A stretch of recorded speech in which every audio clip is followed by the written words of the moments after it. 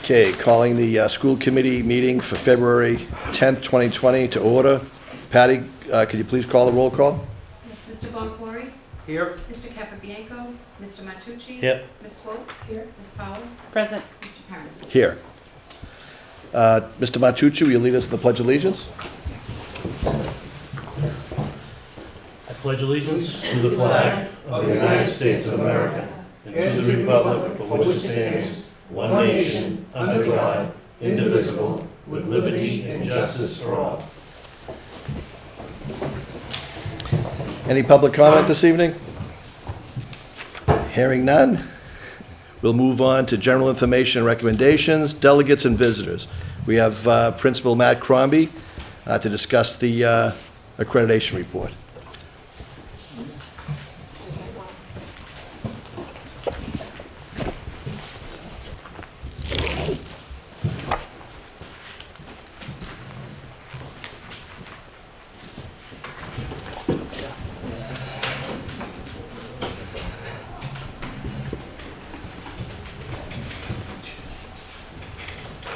Guys good? Good. All right. So I'd like to start by thanking everyone for having me here tonight. I know that you guys all took a look at our collaborative conference report that we received from the NEASNC and had a lot of questions about the report and what's going on with the process. So I wanted to bring everyone up to speed with the process and give everyone an overview and then review some information from the report. So to start the presentation, I want to make sure that everyone knows where we're going to go with this. The NEASNC, I'm going to outline the NEASNC accreditation process as a whole. I want to talk specifically about the Whs Accreditation Timeline, which is where we are in the process. I want to spend some time reviewing our collaborative conference report as far as our commendations are concerned, and more importantly, talk about the report in regards to the priority areas for growth and our action plans to address those priority areas as we approach the decennial visit. And then at the end, I'd like to discuss our next steps towards accreditation. So just a little background for you guys. The New England Association of Schools and Colleges is the governing body of accreditation for most secondary schools in the state of Massachusetts as well as in New England. And they run their accreditation by using 5 specific standards that they've developed, and they ask schools to adhere to those standards. Basically, they roll out the standards to you, they come into your school, and they see where you're at in addressing those standards. And then they award accreditation to schools who have met those standards at an acceptable level, and also to schools that they can see that are committed to upholding the standards over the next couple of years. This slide right here is probably the best one for us to use to describe where we are in this whole process. I think the report that came out has a ton of information, but I think this timeline will give it a little bit more context for you folks to work with and understanding the report. So our last accreditation visit that we had at Winthrop High School took place in 2011. The NEASNC visiting team came to Winthrop High School, and the biggest thing that came out of the 2011 report was everything was fine on the school side and on the academic side, and the major area of priority that they designated to us was the school facilities. So we know that in 2011 we were in the old school building, and we had a lot of issues with facilities and budgets at that time. So when they left in 2011, they awarded us ongoing accreditation, but with a warning status. Now, we obviously used that report to bolster up support and move forward with a new school building facility. That was 2011.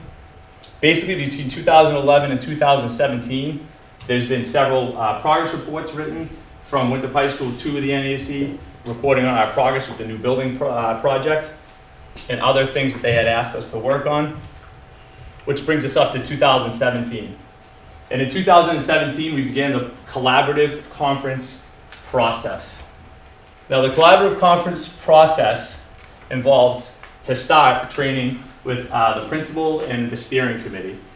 I went to a training at NEAC. I brought the steering committee with me, which are teachers that I appointed specifically to work with me on this project. We went to NEAC and we were trained on what the process looked like and how to move forward with the process at Winthrop High School. As part of the collaborative conference process, we began in 2018 as a staff at Winthrop High School, the self-reflection report process. So we sat down as a whole staff and spent the entire 2018-19 school year doing a forensic look at our school and how we adhere to the standards, the 5 standards that NEAC requires. Through that process, we broke the staff up into teams, we assigned them standards, and we spent a lot of time looking at evidence that we had to show that we had met those standards. At this time, a survey was also sent home to parents, students, and staff for them to fill out with specific information. A survey designed by the NEAC. Those results, along with the report that our staff put together, were sent to NEAC as part of our self-reflection report. They took our self-reflection report and the results from the surveys that were sent to the stakeholders, and they used that as a basis for their visit, the collaborative conference visit that they did in the spring of 2019. So in the spring of 2019, they sent out a visiting team to us. They were here for 2 days. They went through our building. They met with teachers, students, parents, community members, again using the self-reflection report that we had written on ourselves as a foundation for their conversations. And they did the collaborative conference visit. What came out of the collaborative conference visit is the collaborative conference report that they wrote, which is what you folks have read. That collaborative conference report was designed as part of the process for the decennial accreditation and visit as a way for them to check in with us, do like almost like a mini accreditation so that we would understand where we stand and the areas that, what we were doing well, and then some of the areas that we know we need to work on as we approach the decennial visit. So I say that because I want to make sure that the report that you guys have all read is not confused with like the final accreditation report. It's actually the last step before we enter into the decennial visit. So that'll come after 2020. Right. So where we're at now is in 2020. We are following up on all of the priority areas of growth that came out of the collaborative conference report. And in 2021, the NEAC accreditation team will come back and visit us for two or 3 days, spend time in our school, and really check to see our progress on the areas that we had designated to be priorities. So, any questions about the process? Feel free to ask questions as we move along. Obviously we can hold questions to the end as well, but I can answer them as we go. So, the collaborative conference report, it's really important to understand that they give us basically 3 things that summarize their visit. They give us several commendations, which are things that we're doing exceptionally well. They give us several recommendations, which are just noteworthy areas that we may want to look at in the future and make improvements on. And they give us priority growth areas, which are reach the level of a priority and stuff that we need to assess and make progress on before the visit. So, you've all had a chance to read the report. The report in general is very positive. It was filled with a lot of commendations. I'm not going to go through all the commendations, but I think they're all stuff that we all know that Winthrop High School does well and Winthrop Public Schools do well. To name a few, positive school culture. The visiting team, when they came in, that the first thing that they definitely recognized was how nice people were to each other, how caring they were, how caring the staff at Winthrop High School was, how invested they were in our community. and in working with our children. So they definitely pointed that out. A lot of other commendations here. The rest of them here. Our life skills program at Winthrop High School has always been a strong suit. The way that we support our ELL students and our social emotional learners, and the safety protocols that we've put in place to keep our students safe during the school day. And of course, our new state-of-the-art building facility that they were very impressed with. So there's a list of recommendations, and I'm not going to go through all the recommendations, and I'm going to skip to probably what's most important about this report, and these are our priority areas for growth. These are the 4 things that we have to be working on and address in anticipation of the decennial visit in 2021. The first thing is the vision of the graduate. We need to make sure that we have a written document that outlines of what Winthrop High School's vision of the graduate is, and make sure that the folks in the building are well aware of what that vision is. The students, the parents, the staff members, the community, everyone should know what we want a Winthrop High School student to look like when they leave Winthrop High School. That's something we've always had, but they felt like we needed to do a better job of communicating that to all the stakeholders involved. I'm just gonna, curriculum. They were looking for written curriculum in a consistent format through all subject areas. And they wanted us to make sure that that includes units of study with guiding questions, concepts, content areas, strategies, and assessment practices. They didn't think our curriculum was bad. It was just written in different formats across all of the content areas. There was no consistency in the way that we were writing the curriculum. So they actually gave us, they commented on how good the curriculum was. It was just not consistent. So there's a lot of work to be done in that area. Library media specialist. We have a library, and we don't have a library media specialist. And it's important for us to provide the library media services to our students. And I'm going to talk about each one of these a little bit more in detail, but I'm just going through this now. And our intervention strategies. They want to make sure that we have a student support team in place here at Winthrop High School to assist with our most needy students. And that everyone in our school is aware of the support team, how it runs, and how to make referrals to the support team. So, vision of the graduate, I just want to bring everyone up to speed as to where we're at with these growth areas. We knew from when they left at the end of last spring that these are the areas that we needed to improve upon. So we didn't waste time and wait until even the school year started to begin to work on these. We worked on them at the end of last year and into the summer. So we'd have these things in place. So as far as the vision of the graduate is concerned, the steering committee has basically come up with a new vision of the graduate, or re-energized the vision of the graduate that we had. And we're in the process right now of putting that vision of the graduate through some of the committees we have at school, the school site council, as well as having the staff vote on it. So we agree that that's what we want our vision of the graduate to be.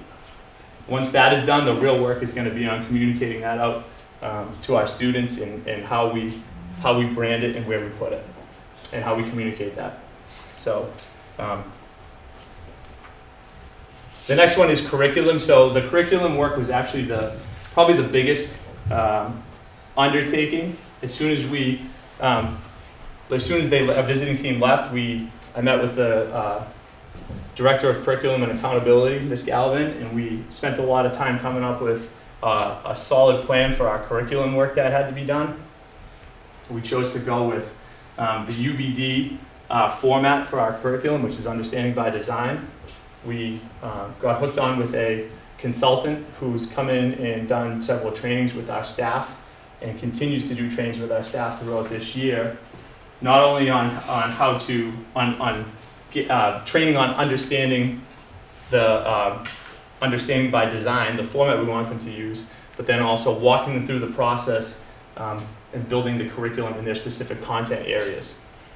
And that is currently going on at Winthrop High School. It started in the fall, in September, And we've pretty much dedicated every professional development time and common planning time that we have to this curriculum work. In working with the consultant and Ms. Galvin, we've established timelines to make sure that we're making progress and keep moving forward. The nice part about working with the consultants is she's really helped us pace our teachers, and if we are struggling in one area, we can slow down and make sure that our teachers are grasping the concept and what we're asking them to do with the curriculum work, and we're actually moving right along. By the end of the year, we should have a lot of units in each content area done and revamped and written in the format we're asking them to use. And as we move into next school year, the goal would be to cover more and more units so that by the end of year 2, we have most of our curriculum done in the format that they're asking for. And we're actually, like I said, that's something that we're walking our staff through, and they put a ton of focus and energy into. And as we approach the decennial visit, the expectation from the visiting team isn't, just to clarify, isn't that this work is finished, because it's a lot of work. The expectation from the visiting team is that the work is been started and we're making progress on it. Library media specialist. So the library media specialist, the NEAC requires that we have someone in the library to roll out the library media services to our students. We haven't had a librarian at Winthrop High School since, I think, 2013 or 2014. So we are in the process now of crafting a job description for library media specialist. The librarian position itself has changed over the last 5 years with the increase in technology. So the position's kind of changed, and we're in the process now of coming up with a description to hire a library media specialist that is going to work for what we need at Winthrop High School. This position is actually very important, and just to give you a little background on it, this is the reason why right now our accreditation status at the high school is that we are accredited but still on warning. So we have continued accreditation, we're still on warning. We're still on warning because the building facility from the first visit in 2011 was the reason why we were put on warning. That falls underneath the same standard as not having a library media specialist. So in their eyes, we're still unsatisfactory in that standard, which is why we're on warning. That's removed from one. Yeah, that was a, they had sent us 2 letters. The first letter that you're looking at was a mistake. On their end. On their end, yes. They forgot to mention. They forgot to that mention. They noticed Yeah. that we didn't have a library media specialist. So the first letter they sent us said that we were not on warning. I And thought then I they was cut gonna report themselves. great news. That was- Yeah. Well, So so we but- were all excited for about a week. Yeah, but as you dig through I had to go through all the old reports. The warning status, sounds a little bit more harsh than it is, because really what we need to do is we need to show that we're meeting that standard, and in order to meet that standard, to get off the warning status, we need to hire a library media specialist. And while there's obviously like some budget planning that has to go into that, and obviously there's always constraints on the budget, if we're able to craft a job description that fits our needs at Winthrop High School, and then we're able to fulfill the position, that is what's keeping us on that warning status.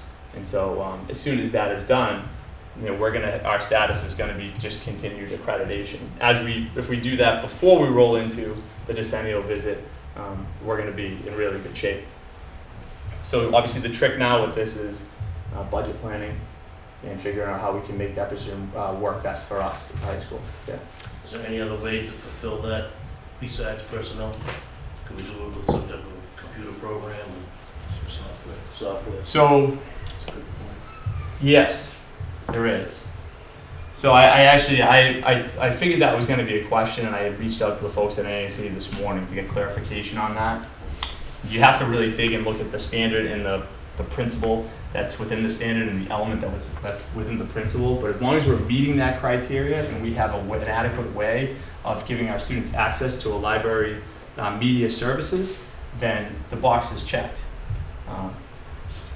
How, they're in the language they're giving us, we need a library media specialist. So But within the library media, within access to library media services, which may be covered if you included some specific programming, you would have to have that programming in place in an area which could be accessible to all students in order to meet that, which is also part of budget planning, because at this point in time, students have Chromebooks, they have access to technology, but if you think back to like the ERIC system of, when you do your research, though to have those and then to have the ability to teach students how to access them was sort of two different things. So we could have it, but if the students aren't having direct instruction outside of English, math, science, social studies, biology, chemistry, and every other course that a student is taking, we have to show that. So when he talks about the elements and the principles, it's not as simple as just saying, oh, we have this curriculum. You have to prove to them how, in fact, are students accessing that, and what's the oversight of that. right, and so in the part where it gets a little tricky is when it boils down to them coming in and observing our school. It's not as easy as them saying, okay, well, they have a system in place, so we're good.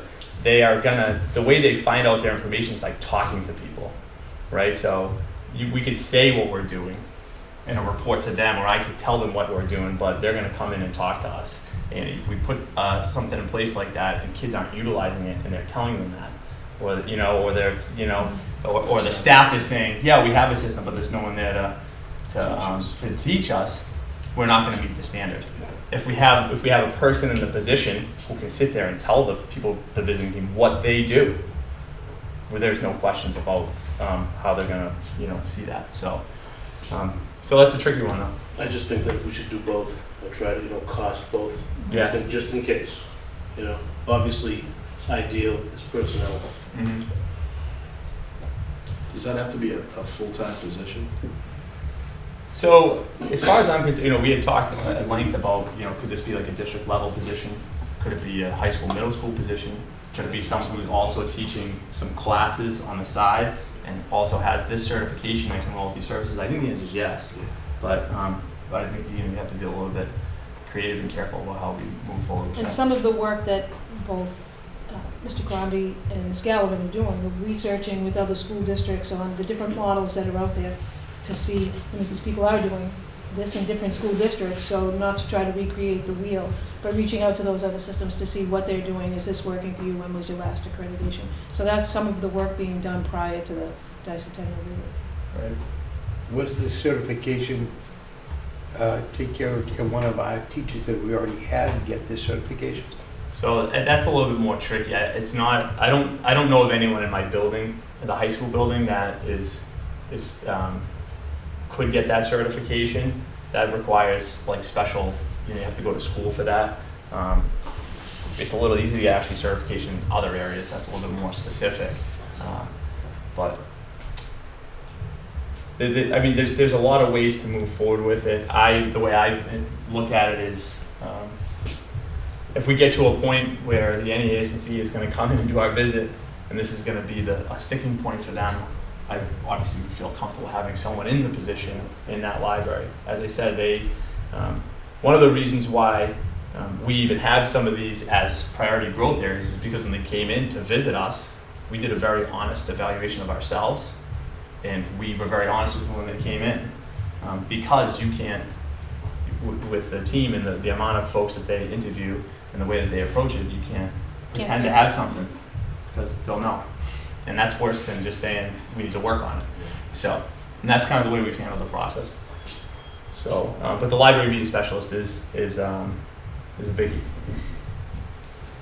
Intervention strategies. So this is the last one, which was basically that they recognized when they were here that we had a student support team and that we had a process in place, but they didn't feel confident that we were using the process, which is basically a place where we send referrals to a team to help students who are struggling for a bunch of different reasons. And that at that team level, the student support team develops or can suggest some tiered interventions to help the student in the classroom before it rises to the level of a referral for special education or a 504. So what we've done this year, we've basically, revamped our process, made the referral process more accessible to our teachers, and we've worked closer with the student support team about what their expectations are, and basically it's up and running now in full capacity, and we're doing what they want us to do. So next steps, really between now and the decennial visit is our focus on those priority growth areas and making sure that we're making progress towards rectifying those areas. When they come in for the decennial visit in 2021, they're going to be doing pretty much the same thing they did for the collaborative conference visit. They're going to be doing evidence-based evaluations on us, direct observation of classroom practices, and they're going to be walking around interviewing, talking with students, parents, and administration about what's going on in the building. Once they leave, it's not like we know the day that they leave that we have continued accreditation. It's going to take a few months for that report to come out. But the way that this process works, if that visit comes, or when that visit comes, they're not going to walk out of here without us knowing that we're good to go, or not knowing that we're good to go, right? So what's important to note is that the NEASNC process since 2011 has changed drastically. So they used to come into schools and it felt more like an inspection, and you felt like you were going to get caught on something. And what they've changed about that process to benefit them and the schools is they actually come in and it's way more collaborative. So they want to walk you through what they're looking for. They want to communicate with you all the time. I have a liaison that I work with over there. I call her anytime and ask her questions, and she's very helpful. So it's similar to the teacher evaluation system in that you don't use the teacher evaluation system to fire someone. You use it to grow teachers and bring them along. And so that's the way this process feels. And so I've said to several people, up until this point, I've been very confident about the process. The teachers at Winthrop High School are very invested in the process and happy about the way the process is going. The steering committee feels very in control of the process and confident that we can tackle these areas. We already are tackling them.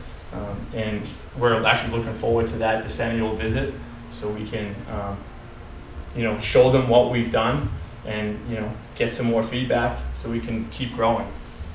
The process itself has been very positive for us as a staff, because it is it's unified us. It's given us a vision, and it's given us a focus.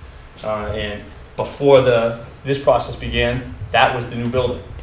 So we got into the new building, and this kind of jump-started everyone back into being focused on how we can make our school better and do a better job with teaching and learning. So, any questions? I know that was a lot of information, so. Thank you, Matt. I mean, Gus had the question. Oh, sorry. So, I think I know the answer to this. Because we're on warning, Mhm. doesn't affect kids that are applying to colleges. No. So we've been on warning since 2011. So the warning status is the only status that matters is continued accreditation. There's a probation that you can be on, which that's not even in our sites at all. That's worst case scenario, and that's really it. And then just one more thing. If we were to hire a library media specialist tomorrow morning, you'd be off one. So I can check into that. I don't know it's as easy as that I hire someone and then call them and say, and they take us off warning. I don't know if the decennial visit is the next checkpoint, but the warning status has been there since 2011, and it hasn't been anything that we've hyper focused on, and it hasn't hurt us. And it's the only reason why we're even on warning is because that library media specialist comes from that same standard that the building and grounds thing came from 10 years ago. If it was a different standard, they wouldn't have us on that warning on that warning status.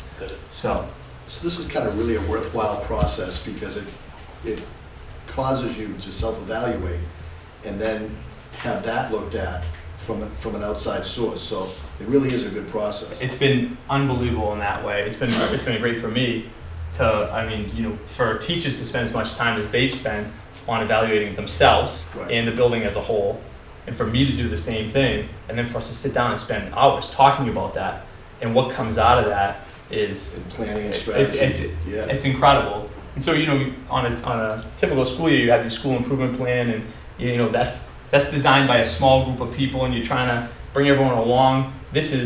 Everyone in the building's been on board with this process. Yeah. And so I've been super impressed with the way the staff at Winthrop High School, the teachers have responded to the process. It's significantly more work than we've done in a lot of years, like with that kind of heavy focus. And I was nervous. I'm like, oh, here we go. We're gonna jump on, and I want to make sure that people come on board. But they're like really driving the train. And our steering committee, which is made up of Mark Dixon, Connie Moore, and Kathleen D'Amico, are fantastic. And they're the ones who do the heavy lifting as far as like coordinating the teachers and things like that. So it's been a good exercise for us.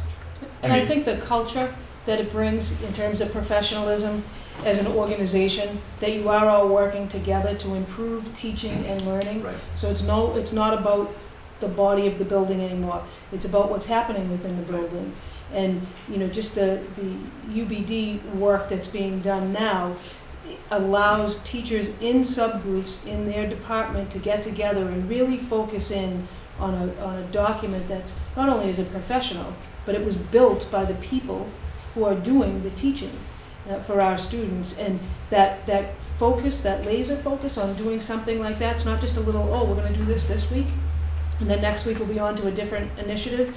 It's a full year, if not longer, of a focus that is going to improve the teaching and learning, and it highlights the work that the professionals are doing to make this place not just a physically beautiful place, but a place where we can be very proud of the teaching and learning that's going on within the building. And what's going to happen especially with the curriculum work, is that we're going to satisfy what they're looking for, but the work itself is going to have such an effect on everything else, right? So the question's always, how can we bring up our MCAS scores? How can we bring up our AP scores? I mean, the work that people are putting to designing their lessons Bring it all. and the professional conversation that's going on around that is going to directly affect what's happening in the classroom. And we're, going to be moving our kids forward in that way. So it's been a blessing in that way. Thanks so much. This was a really wonderful report, as all of them know. I've written a lot of questions, and so we'll meet on Thursday. Yeah. And I think this continued notion that we have been brought together by an outside force always helps. In fact, it's a great model for whether you're teaching in K through 2 or 3 through 5, or in junior high. It's that same notion, because the questions are really very much the same, regardless of the grade level. So, nice job. Thank you. Great job. Can you just touch briefly on the recommendations and what you're going to be doing with those going forward? Because I noticed there's 2 areas that you identified as a school. The school identified as priority areas that they did not agree with. They said make recommendations instead. Yes. Which ones are they? The ones develop productive student, family, and community, business, and higher education partnerships that support authentic learning. Sure. And then provide time and financial resources to enable research-based instruction, professional growth, and goes on. Right.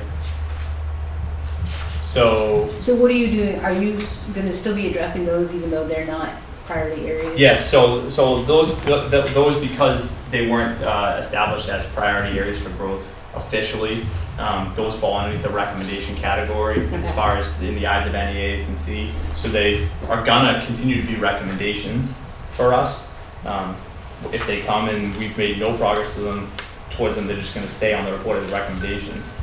But we plan on taking the recommendations that we have and looking at them as a team and coming up with ways on a smaller scale than what we're doing for the priority growth areas.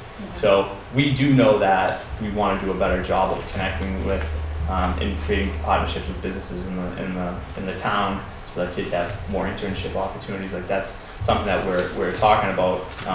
but not on the same level and the same kind of focus we have with the priority growth areas right now.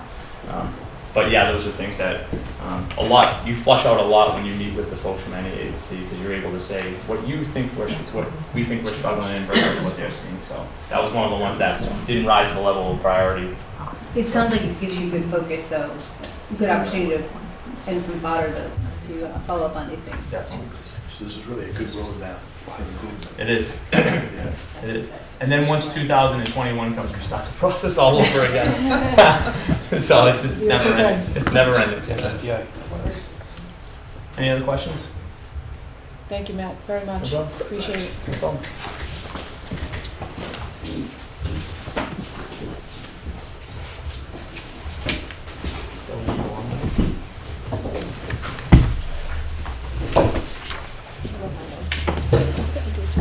Okay, the minutes of January 27th, 2020.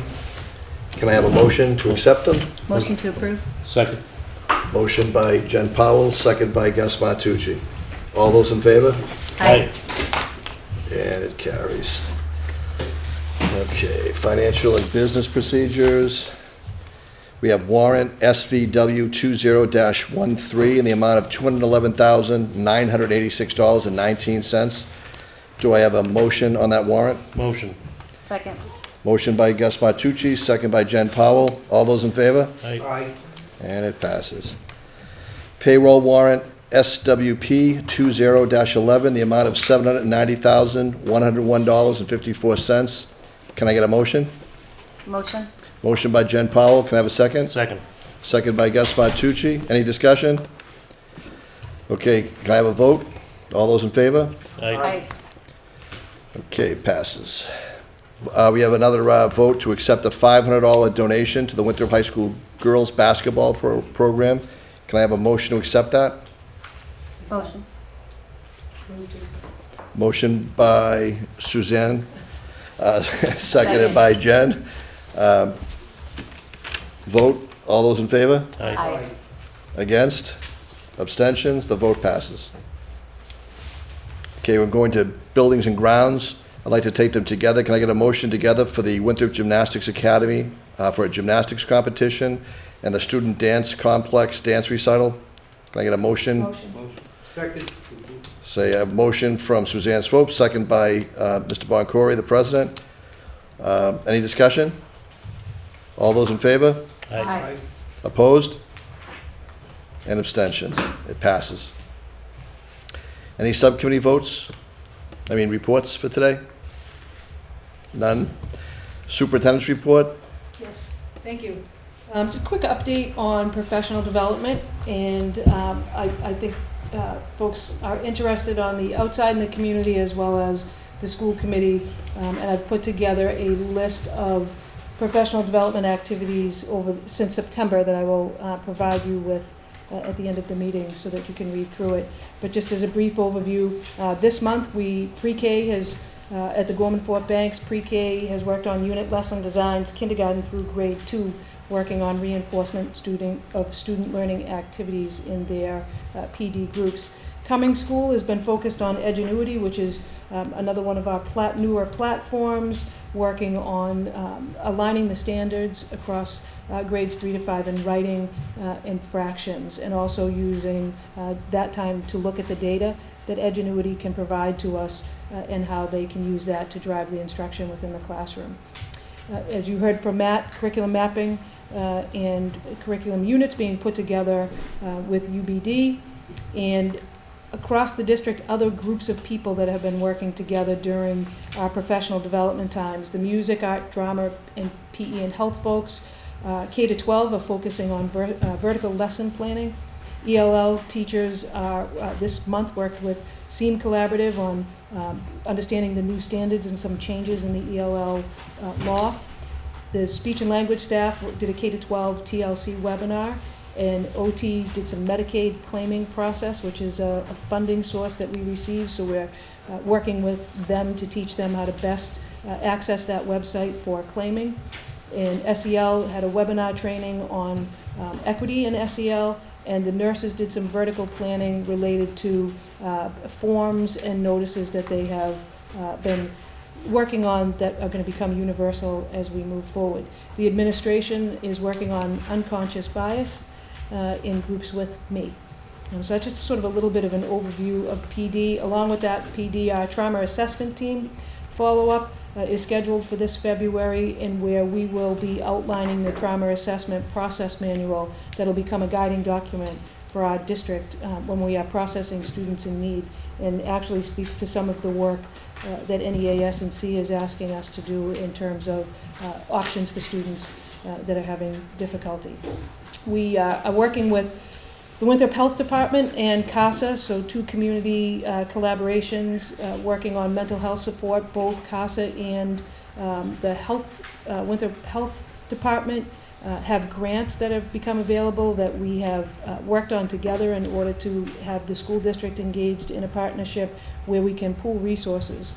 Some of the resources that we have identified as needing that we can't necessarily hire for are we have our own school adjustment councils, but social work is a sorely needed area here in the district to help our families navigate the healthcare system, depending upon what insurance they have, what types of insurance they have. And both Meredith Hurley and Leanna Ruzioni and I have spent several hours looking at how we can bridge that gap for some of our families who can't really access the health care that they need, whether it's mental health support or not. So having social workers that can come on board for the town that will also liaison to the schools through a network of working with our nurses and our school adjustment counselors is just a great collaboration. And it just so happens that we have it on two ends. We have it with CASA, and we also have it with the town health department. So the development of those grants together has been some nice work done by a handful of folks on both school and community sides. The budget process, again, we're still in full swing. I'm hoping to have all of principals' budgets, which is a deep process of filling out about 400 forms, which really take a look at what we have, what we need, and where we want to go. Those are all due to me on the 14th. Happy Valentine's Day. And from that point forward, we will begin crunching those numbers so that I can start the process of reporting back to the subcommittee what the needs are of the district, what the level of service may look like for the district, and any changes in staffing that we may be recommending. We are in the process of getting ready to put a freeze on the budget. We feel that that's necessary. Susan and I meet about the budget at least once a day, if not twice. And with negotiations having closed for the WTA, for the teachers, and having 6 more units to negotiate with, we feel strongly that we need to put a freeze on for anything that is not currently budgeted for.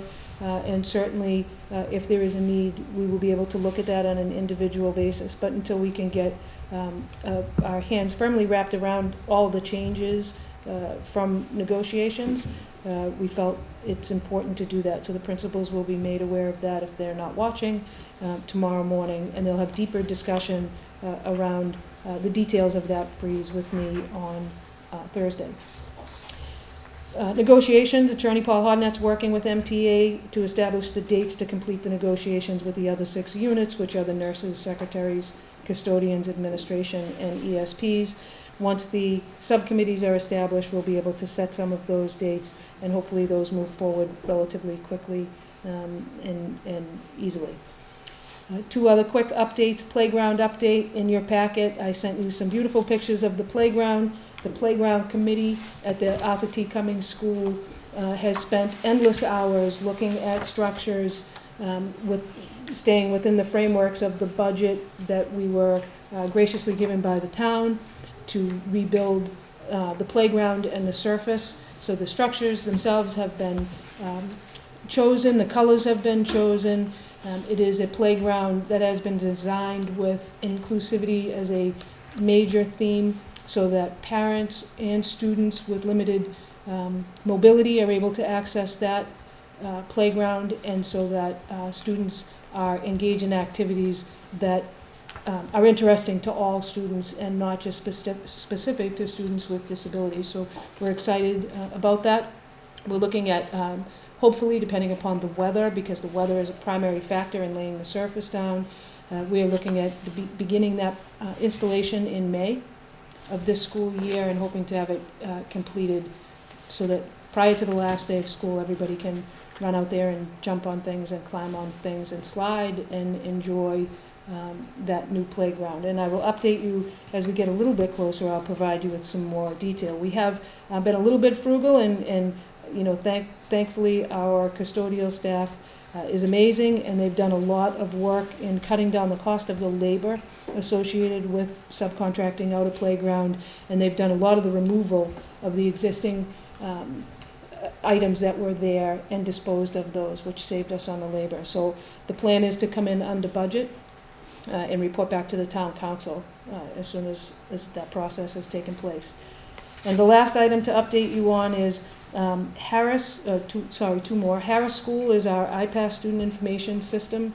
We've been talking a long time about paper reduction and being able to have things online for our parents to access, such things as those blessed notes that we get every year where you have to fill out the emergency care information for your children, and if you have more than one child, you have to fill out more than one paper, and those packets come home this thick.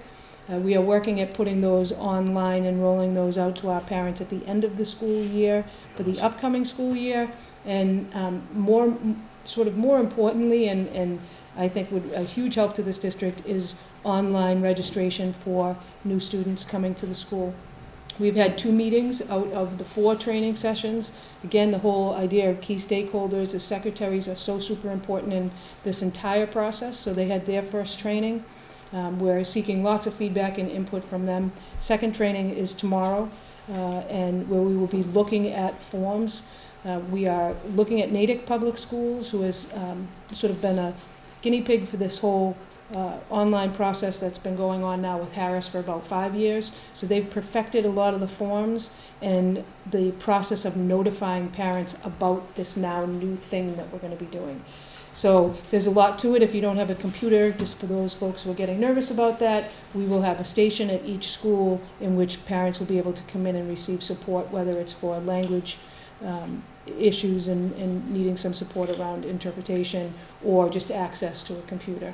So as we vet this out and get closer to a rollout, I will fill you in on that.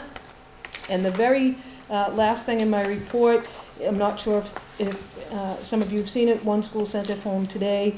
I am going to be running a budget discussion forum for parents in which I gave 3 different dates, February 27th, 28th, and 3rd. These will all be posted on the website as well as being sent home or by email or backpack with the parent. And these are designed to set up so that I can get some feedback from the parents as to what they feel they would like to see incorporated into our school's budget. What is important to them as a parent or a guardian of a student here in the Winthrop Public Schools, and then be able to share that feedback back to my administrative team and to the school committee to make sure that we are hearing what parents are interested in. So it's the first run of that. Each one of the sessions will pretty much be the same information. I'll give a little overview of how the budget works, and then seek the feedback from them. I did 3 separate dates so that we could accommodate for folks. I had one in the middle of the school day for parents who are available during the day, and then 2 other sessions in the evening for parents who are not able to come during the school day. And that is my superintendent's report. Report cards. So student report cards, not student report cards, a state report card. Every year the state puts out a report card on the school district where they highlight a fair amount of information.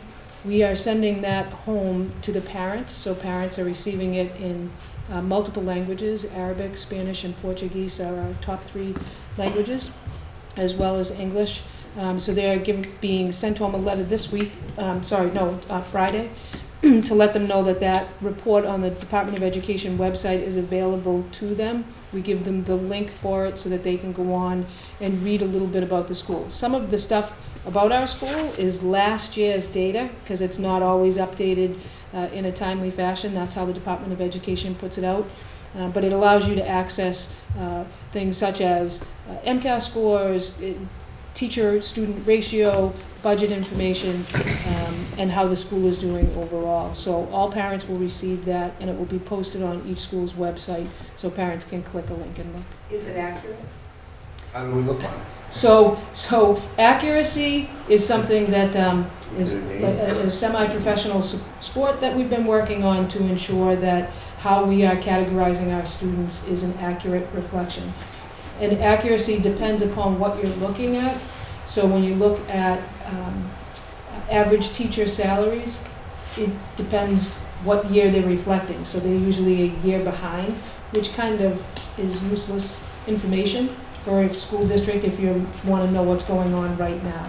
They can't get all that information about what's going on this year until the school year is over. So some stuff is up to date and some stuff is last year's. But I would say it looks pretty good at our first glance. We haven't looked at every single, I have not personally looked at every single grade level. Principals have.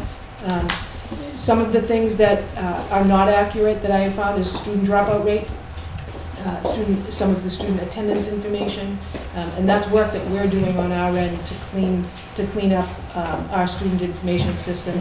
The online registration and the online updates for parents will be very helpful because it's in real time that connects to our iPass system. It will update iPass 3 times a day. A parent can't update iPass. A parent can send the information to us when we hit OK. It then updates iPass, which gives you a some live feedback on grade levels and whether or not these students are still in attendance here. So it allows us to catch a lot of error. So we're excited about that piece of iPass being part of it. If you would make sure that the parents understand exactly how they can get on it, because I've tried to get on this link several times and I'm not sure, I may not be doing it correctly, but sure. I'm having trouble. Like I just wanted to get on Arthur Cummings, for example, Arthur T. Cummings, so maybe I. Is it a link that was sent to you with the with the letter yeah, I was from just looking at Ms. Grimes? at the link that you put in the report. So I just check it. And In maybe my report or the letter that went home to the parents? The letter that went home. Okay, yeah, we'll make sure. Just make sure it's, Sure. yeah. So they can do it. Okay, any personnel issues? Hold on one second. We have no appointments, no resignations, no retirements at this time. We would like to post the vacant school committee member seat on our website and any place else that the committee would like it posted, or whether that be the transcript.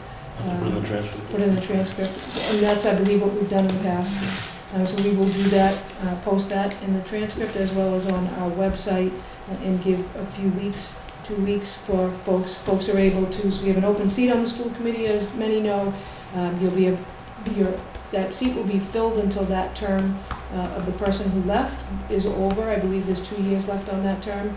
And in order to be considered for that position, we'll be asking people to submit a letter of interest as well as a resume showing us what their background is. And that will be able to be submitted either to the town council or to the school committee, as there are 2 governing bodies that appoint that person in the end.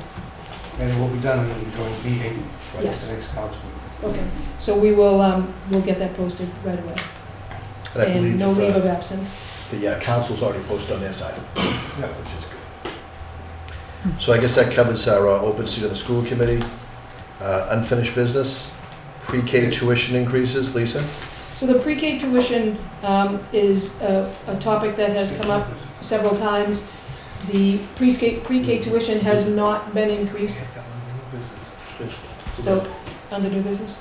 Yeah, just on the new business, just before we go there, the school building assistance committee is reforming to finish the project of this school and the tennis court and so on. There was a member from the school committee who was on the committee, and that was Mr. Scomro, who no longer is on the committee, so I would ask that you appoint someone from this committee to be on the school building assistance committee. Okay, but voluntarily. Hold on, so do we have to do that? Do we have to do it? Yeah. Well, we have 2 people on there already. We have, Lisa will be on there as superintendent, and Matt will be on there as principal. But in the past, we had those 2 plus a member of the school committee on. Well, I thought the school building committee was So, done. No, it is being reorganized. So and what with was the same it, people. but was it resolved? Was it dissolved? No, not formally, it was never dissolved. They just stopped meeting, but now they have to finish doing the building that needs to be done. so I think Lisa was giving a punch list of the new things that need to be done for that committee. So if someone's interested in that, just please send me an email and we'll, next meeting, we'll appoint someone to that committee. Moving on to, And it is Okay. mandated by the state that Yeah. there's one member of the school committee on it. which, like I said, we'll, if anyone's interested, shoot me an email this week and our next meeting, we'll appoint someone to that committee. Pre-K tuition increase? Sure. So the preschool tuition has been the same for at least 5 years. And so the folks that do preschool and work at preschool and do the enrollment for preschool have asked to increase that tuition to a reasonable amount. If you want to refer to Finance Subcommittee, I'm happy to go through that It's going with to be the for next folks. year. For next school year, yeah. So preschool tuitions, as most folks at this table know, the income of the preschool tuitions does not cover the cost of a preschool classroom. And we don't expect it to at all. So the committee, it's not a formal committee, but the principal of the building and the special education director and the chairperson of the elementary school have looked at outside preschool tuitions. We're definitely beneath the average outside preschool tuition, as well as some surrounding schools. I'd like to refer that to the budget committee, so they can look Sure, at that, so they can look at the numbers. numbers and Agreed. come up with a recommendation with you. Agreed. We'll put that on our next agenda for budget, so. Perfect. School subcommittees, I sent out a list of appointments. There were no real earth-shattering changes. Everything pretty much remained the same, a couple of moves. There's a couple of corrections that has to be done in the list that was sent out, but you've all gotten your committee list. Textbook material discard request. So Lisa? we'd like to leave that sitting under unfinished business as we're back to the process of going through our needs assessment of each building. So if there are items in the school that are no longer in use, we'd like to bring them as one group and have the committee make a decision about what they would like to do with those. So some of the things they look at, if they have textbooks that they're no longer using, we call the company these books that you will take back and you give a credit for or buy back from us before we just discard them. And there shouldn't be many. We have a handful. Now, when we say discard, we don't mean throw away. To find another reasonable use for them, but they were paid for by school district funds, and therefore, if they're going to be moved on to something different, school committee must approve that. So we'd like to leave that on the agenda, if you don't mind. That's fine. Public comment? There is none. Public relations? Jen? anything? Nothing. Mr. Martucci? Mr. Boncory? Any? No. Okay. Adjournment. Motion to adjourn? Do I have a second? All those in favor? Aye. And we are adjourned.